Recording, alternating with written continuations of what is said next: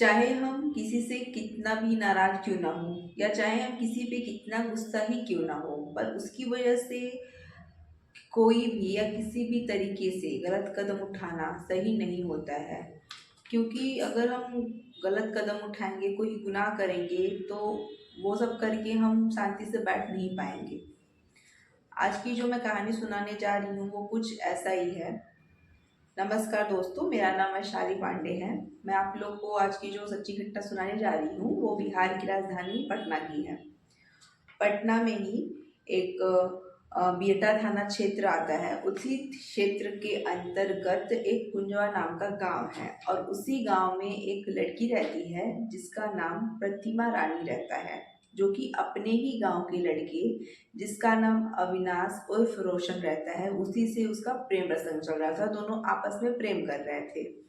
इस बात की भनक जो कि प्रतिमा रानी है उसकी फैमिली को पता चल गई थी, जो कि उन लोगों के लिए एक चिंता का विषय था। क्योंकि गांव समाज में एक ही गांव के लड़के लड़की आपस में प्रेम प्रसंग नहीं कर सकते, ये किसी भी तरीके से मान्य नहीं है, ना सामाजिक रूप से ना पारिवारिक रूप से। इस बात की भनक उन लोगों को चली थी।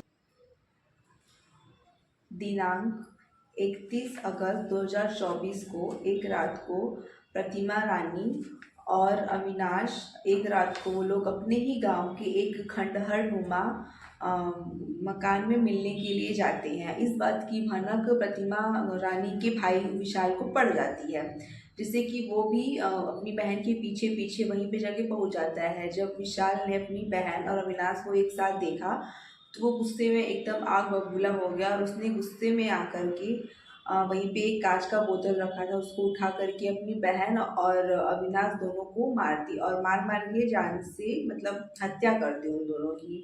और वहाँ हत्या करने के बाद वहाँ से वो फरार हो गया।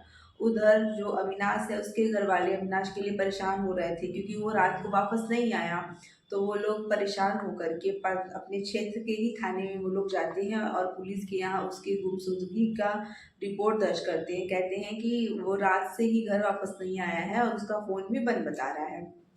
पुलिस रिपोर्ट दर्ज करती है और उसको ढूंढने का प्रयास करती है। जो पुलिस उन दोनों विशाल को अविनाश को ढूंढ रही थी। फिर से बोला, विशाल को अविनाश को फिर से बोला। पुलिस गुमशुदगी का जो रिपोर्ट है वो दर्ज करती है और अविनाश को ढूंढने का पूरी तरीके से प्रयास करती है। उधर पुलिस अविनाश को ढूंढ रही थी तो इतने पता चलता है कि गांव में ही एक खंडहरनुमा मकान है जहां वहां पे 2 लाश मिली है। पुलिस तत्काल वहां पहुंचता है और वहां उनके जो अविनाश हैं और जो रानी है उनके परिजनों को भी बुलाया जाता है और उनसे पहचान की जाती है। पूछा जाता है उन लोगों से कि क्या ये यही दोनों तो नहीं है। तो उन दोनों के परिजनों ने उन दोनों को पहचाना और उनसे ये पता चला कि ये और जो दोनों लाशें हैं कि और किसी की नहीं बल्कि प्रतिमा और अविनाश की है। ये पता होने के बाद पुलिस जो दोनों लाश हैं उन दोनों को पोस्टमार्टम के लिए भेज देती है और दोनों दोनों जन के परिवार वालों से पूछताछ करती है। तो पूछताछ से ये पता चलता है कि जो इन दोनों की हत्या है वो प्रतिमा का भाई विशाल किया है। ये जानने के बाद पुलिस विशाल को ढूंढती है और उसको अपने हिरासत में लेती है।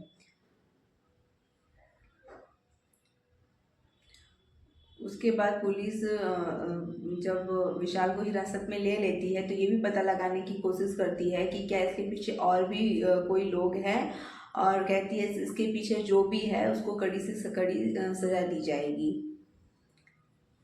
दोस्तों, आज की जो कहानी है इसमें एक भाई ही अपनी बहन का कातिल निकल जाता है। अगर उसका भाई चाहता तो इस चीज़ का समाधान वो किसी और तरीके से भी निकाल सकता था, पर उसने गुनाह को चुना, उसने गलत रास्ता अपना लिया जो कि किसी भी तरीके से सही नहीं है।